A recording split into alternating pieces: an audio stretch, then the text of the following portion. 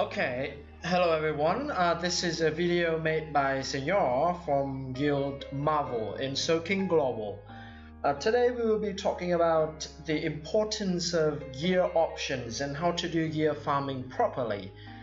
Okay, so Soulking is a great game in terms of hero diversification. A hero is not only defined by hit skill sets. As you can see here, we have a DPS skill which deals a lot of damage, and then we have a healing ability, right? So a hero is not only defined by his skill sets, his team, but more importantly also by his gears or items. A simple example of this is this little fella called Rock. You can see here, right? So he is a true DPS. He's actually one of the best right now, and so it is understandable to build him as a glass cannon. For those who are not familiar with this term, a glass cannon means a character which deals massive damage while dying to a breeze. So basically you just dish out damage, but you cannot take any damage yourself. So on top of my head, you can go for these DPS characters, okay?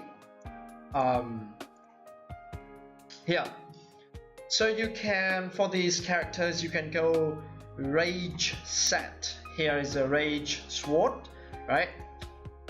Or you can go Penetration set, this one right here. Or you can do like a combination of Activation, which is critical rate, and Fatal, which is critical attack, right? So we have a lot of offense set, and they are solid options for a DPS character like Rock, for example.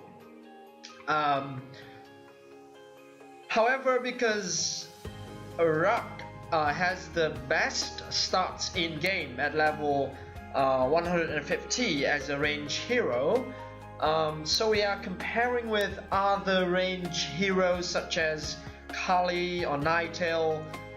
You can see it in the Codex pot here. So Transcended Hero, Nightales. Here you can see at level 150, Nightale has 5,500 attack, only 700 defense, and 39,000 HP, and you can get more by actually having her in your inventory, because then the max HP from her passive will be accounted for, so it will raise her total HP by about 1/5, like 20%, right? So it's like around 46 or 47,000, I guess. And now we can look at Rock. Here we are.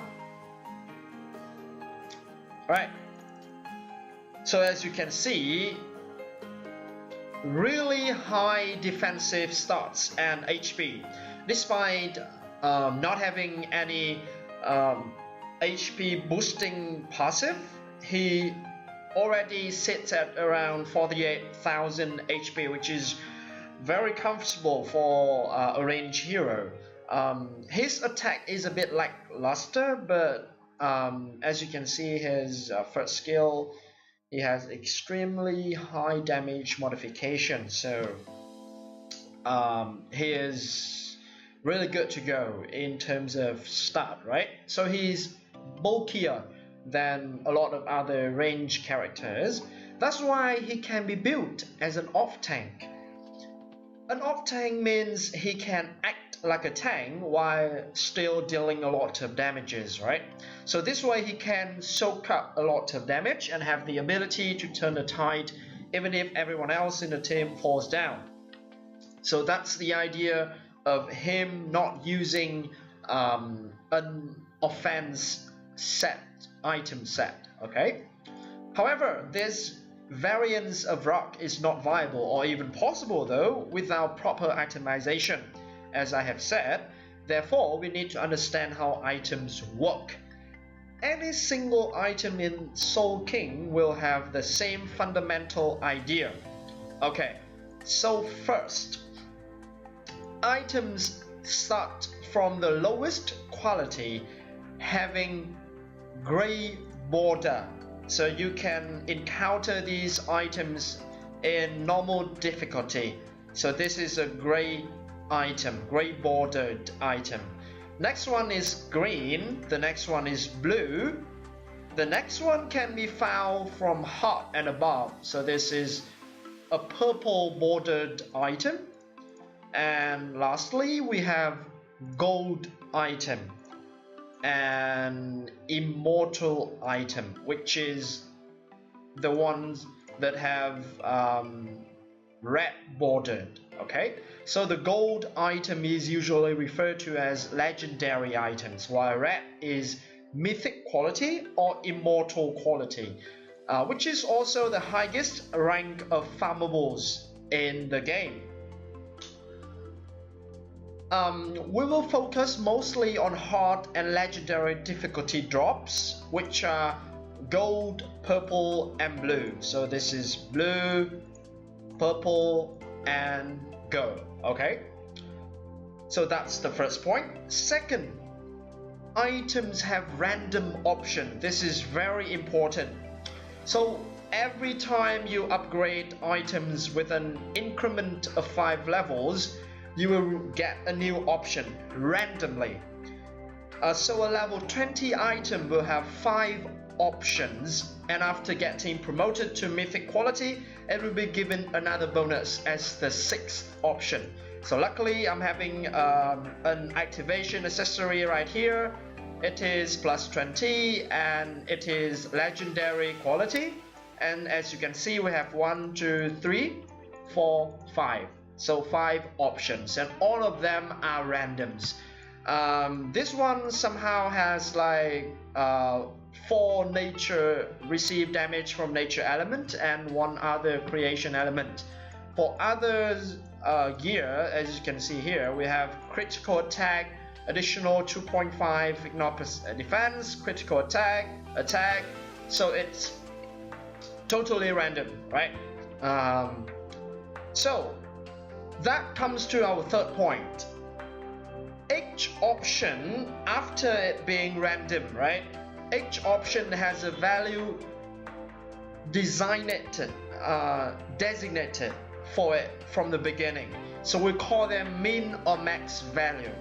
So for example, here we have a level 0, right? A level 0 accessory, and it has these accessories can have one option named received damage from A element minus X%, with A being one of the 5 elements we have, fire, water, earth, dark and light, and X being a random integer ranging from 2 to 4%. This one particular, okay? For each level of enhancement, so let's try to enhance this one by 1 level.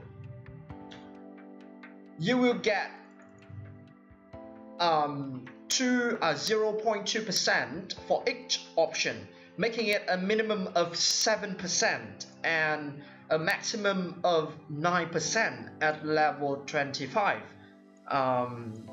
I don't, let's see, do I have an accessory here? Okay, so this is creation 9%, this is the maximum value, this is 7%, so minimum value. So I get 4 minimums and 2 maximums, okay? In most occasions though, we shouldn't be worrying about getting min or max value, since the average difference is not that big. As you can see here, it's only 2%, right? So if this is max, I get another 8%. Okay, it's definitely a lot, but it's not that game changing, you know? rarely it does require you to have maximum options, so which is definitely very expensive. Sometimes you do though, but it's another story, so we will get to that later. So with those being said, we face the biggest problem. How do you get an immortal item with all the options you need, like this one for example? So I have 6 additional ignore defense option on a level 25 mythic quality. It should be hard, right? Yeah, it's definitely hard, but it's not as challenging as we are making it sound. However, before answering this question, I will introduce you to an item called Anvil. Okay. So this is the shop, right? So this is an Anvil. An Anvil is a necessary item that will change any one option. Remember, only one option per Anvil.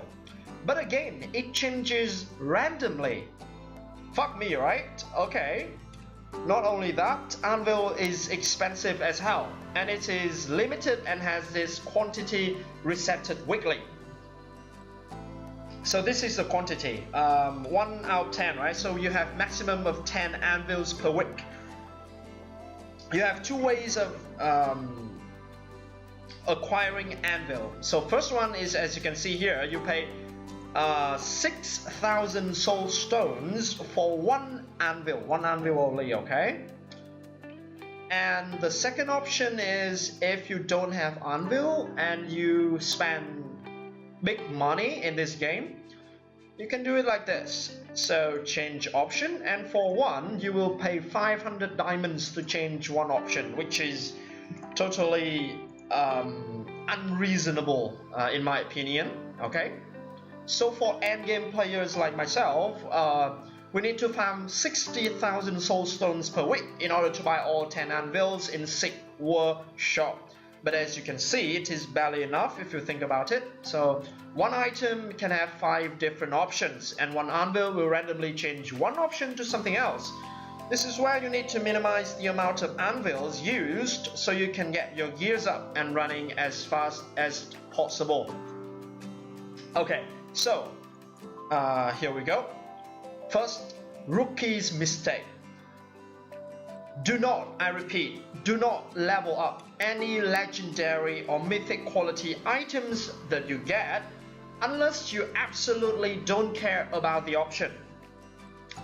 So new players tend to overvalue the item quality over its options. This is because of the lack of knowledge about the game and just an overall satisfaction of acquiring a high level item. However, it only works when the hero you are getting gears for is not that important, such as, let's see, this fella of mine. So let's say Anvil. I don't really care that she has what options for anything, so I just let it decide randomly, okay? Of course, I can build perfect gears for Anvil, but I don't really care much about her since I only need her little skills, okay? When it comes to an important hero like Rock here, or Transcended Edward, or Transcended Hamelin, though, you need to be meticulous with item build. That's why you will see like Edward have additional ignore defense, defense rate, HP recovery, so on and so forth, okay? So this is the process which you will follow to be efficient and effective with gear farming. So first, alter the map hard legendary difficulty of your choice. So for example, I am now farming an energy accessory. Let's say it like that. I will alter the map for like an hour when I have the time, and I will get like a bunch of you can see here, right, a bunch of purple, blue, and even 1 legendary quality. That's the first step. second one. That's the first and the second actually. You get 10 or 15 items in one go. So you can see here about 20-25 items in one go. Third, you choose any item that already has the option that you want. So for example, I am looking for a receive damage from destruction element. Okay, so this one initially has one destruction element minus 3%, I think, and I will keep that one. I will look around and see to see if I have another. Oh, so this is another one. So this is another one that I am looking for, right? It already has a destruction element minus 2%. Okay, so that's the third steps. The fourth step, you now need to level it up to 5 or 15. So let's see. I am going to level this one up to level 10 right now, as you can see. I got another destruction element minus 4% along the way, and at level 10 I got another dark element minus 6%, right? However, let's try to do this one. 5, just do 5 first. So for example, if you, I'm getting lucky today, so I got another destruction element, right? So I'm just going to continue. So if I continue to level 10 and I get this, so like another dark element. Okay, dark element is not good right now. If it has 3 of the same destruction element, I will keep this one for sure, and I will refine that item to immortal level, and I will unveil the rest of the options. So I will get a full 6 destruction element options for my accessory. So that's how you do it. If otherwise you get like destruction, dark, and water or something, you just sell that item. Okay, you get a destruction, water, dark, sell it. Don't even bother leveling it up past level 10. However, at step 4, depending on your resources, you can try and level an item up to level 15. This is because one item can go like this, right? So destruction, good, dark element, bad. So you either get it up to 15, so you can have a shot at level 15 being a good option, or you can sell it right now, wondering how long it would take you to find another one, right? So this is totally dependent on your resources. If you have a lot of money, you can try to level it up to level 15 to see if you get another destruction element. If you don't have that much money, or you have other things to worry about, just sell this one. Okay, and you repeat this process so you can find the whole set for your hero. So for example, my rock, I have a perfect 25% ignore defense, resistance sword, maximum is 27%. This is another 23%, maximum is 27. So I got like 4 minimum option, which is unfortunate. I got a skill attack 26%, again a maximum is 27%, and a resistance armor which has 6 perfect options for debuff duration. Okay, so it came from repeating the above process. Okay, so this process is a long and tedious one, but because of Anvil rarity, it is the best way to do item farming. Okay, well, that's it for now. Hope you enjoy the guide and happy farming. This is Senor signing out.